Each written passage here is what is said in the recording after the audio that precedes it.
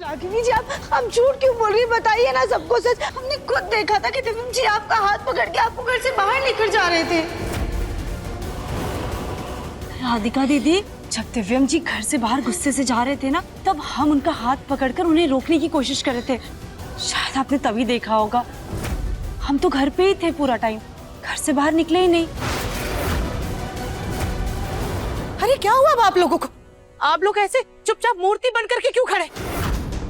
अरे पूछिए ना इसे कि कहाँ है हमारा मुन्ना, क्योंकि हम तो इसके जन्मजात दुश्मन है ना। हमसे तो ये झूठ ही बोले कि सच तो बताएगी नहीं, लेकिन आप लोग तो इसके सगे हैं ना। आप लोगों को तो ये सच बताएगी ना कि हमारा बच्चा कहाँ है। तू जाता, शांत हो जाओ। इतना गुस्सा होने की जरूरत नहीं है। दिव्यम कोई छोटा बच्चा नहीं है जो कहीं चला जाएगा या खो जाएगा। आ जाएगा थोड़ी देर में, थोड़ा इंतजार तो करो। अरे परिवार के लिए तो तुम हमेशा से ही अपशगुनी थी राधिका, लेकिन तुम्हारी बेटी तो तुमसे भी 10 कदम आगे निकली है।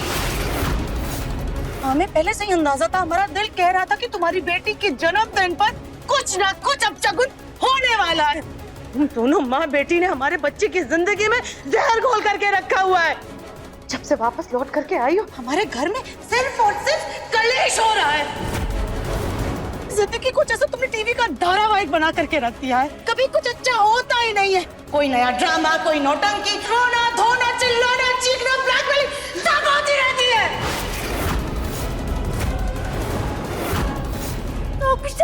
चैन सुकून तो जैसे बिगा ले चुका है हमारे घर से, हमारी जिंदगी से। अरे बात का बतंगड़ मत बनाओ सुजाता, चुप कर जाओ। माँ जी, आप शांत हो जाइए। दिव्यम जी जहाँ कहीं भी होंगे ना, वो बिल्कुल सही सलामत होंगे। आप प्लीज हिम्मत रखिए।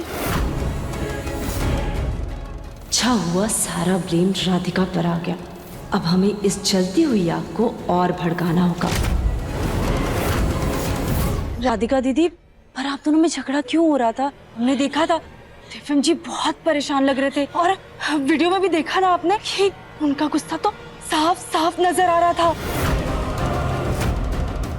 और वो तो बहुत गुस्से में घर से गाड़ी लेकर बाहर निकले। कहीं रास्ते में उनका कोई एक्सीडेंट।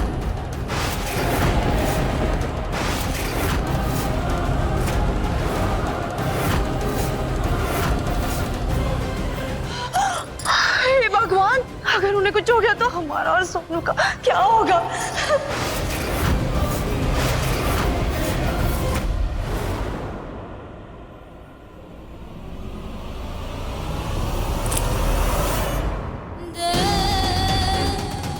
हे भोलेनाथ, आज हमारी लड्डू का जन्मदिन है। आज के दिन एक बेटी को उसके पिता से जुदा मत कीजिए।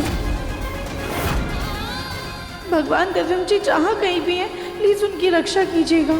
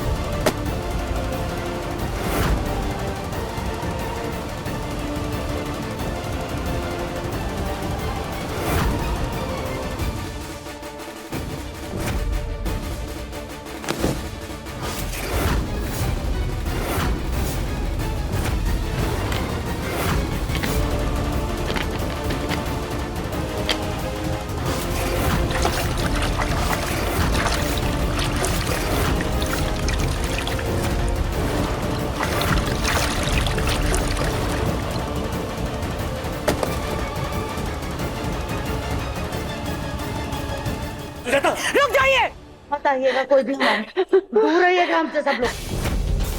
होश में आओ सुजाता। माँ जी, आपको ये क्या हो गया? आप ये क्या कर रही है? पागल हो गए आप।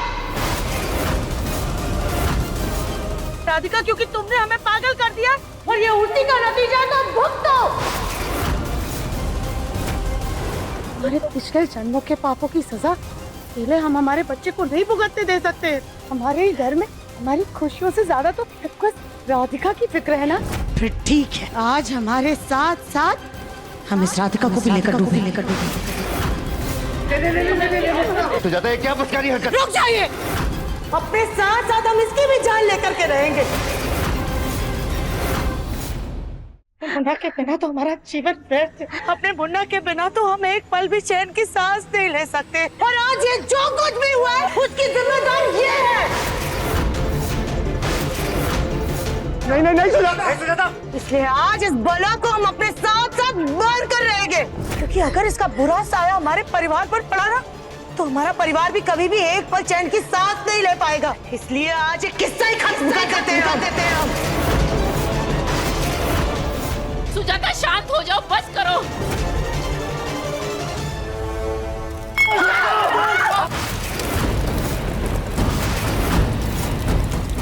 आग लगी भगवान। ये स्प्रिंकलर ऑन क्यों नहीं हो रहा? ये स्प्रिंकलर तो तब से खराब है जब से लड्डू ने उसे छेड़ा था और किसी को ठीक कराने का टाइम भी नहीं मिला। गोलू कली जल्दी से जाके पानी लेके आओ। मैं पीछे ये धुआं बढ़ने से आपको अस्थमा आ सकता है।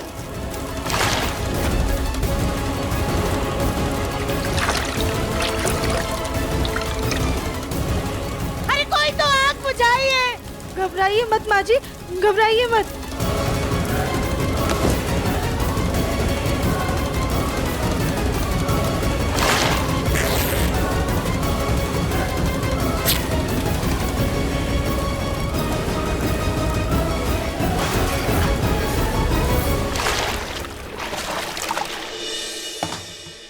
देवरानी जी, आपका हाथ तो जल गया है। नहीं भाभी, मामूली चोट है। दिमाग खराब हो गया तुम्हारा।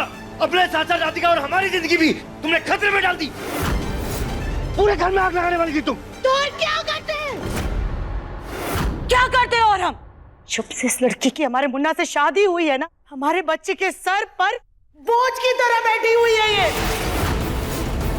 5 साल ये हमारे घर से, हमारे बच्चे की जिंदगी से जब दूर थी ना, तो कितना कुछ अच्छा था हमारे घर में। सब कुछ कितना अच्छा था ना, कितनी खुशियां थी, सुख चैन शांति सब कुछ था। जब से इसके मनहूस कदम हमारे घर में फिर से वापस बढ़े हैं ना, हमारे घर में कोई बवंडर, कोई तूफान आ गया है। सब कुछ खत्म हो गया। थक चुके हैं हम। बार बार अपनी हार को अपना करके राधिका थक चुके हैं। कितनी बार तुम्हें हमने अपने घर से बाहर निकालने की कोशिश की, लेकिन कभी हमारा मुन्ना तो कभी मुन्ना के पापा हर बार मनोज लड़की को हमारे घर में रोक ही लेते थे। और हमारे गले की हड्डी बन करके रह गई हो तो कभी हमारे सोनू तो कभी हमारे मुन्ना की जान के पीछे पड़ी हो। इसीलिए आज इस लड़की का हम किस्सा ही खत्म कर देते हैं।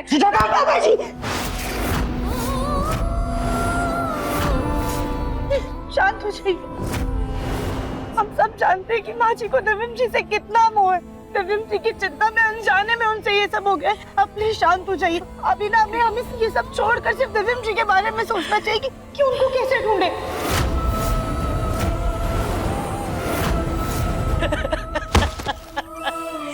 प्लीज कोई हमारे बच्चे को वापस ले आओ, हमारे मुन्ना को वापस ले आओ। पता नहीं कहाँ होगा वो, कि किस हाल में होगा, क्या हुआ होगा उसके साथ। कोई तो हमारे बच्चे को वापस ले आओ।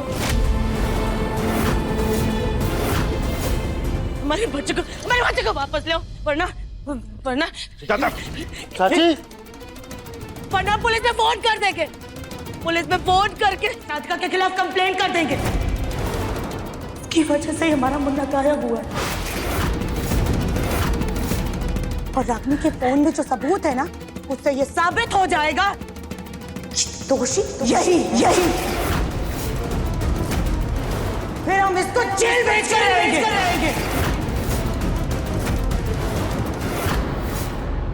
माँ जी, हमारा यकीन कीजिए, हमने कुछ नहीं किया। हमें सच में नहीं पता है कि दिव्यम जी कहाँ है, लेकिन हम आपकी बात से सहमत हैं। हमें अभी के अभी पुलिस में कंप्लेंट करवानी चाहिए। बिल्कुल भी वक्त जाया नहीं करना चाहिए, क्योंकि हमारा दिल कह रहा है कि इस बात बहुत ज्यादा गंभीर है।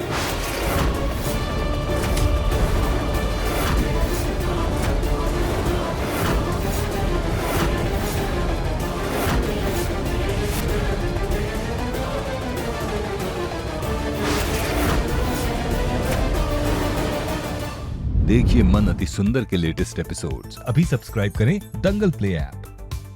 अपने पसंदीदा शो के फुल एपिसोड देखने के लिए अभी डाउनलोड करें दंगल प्ले ऐप।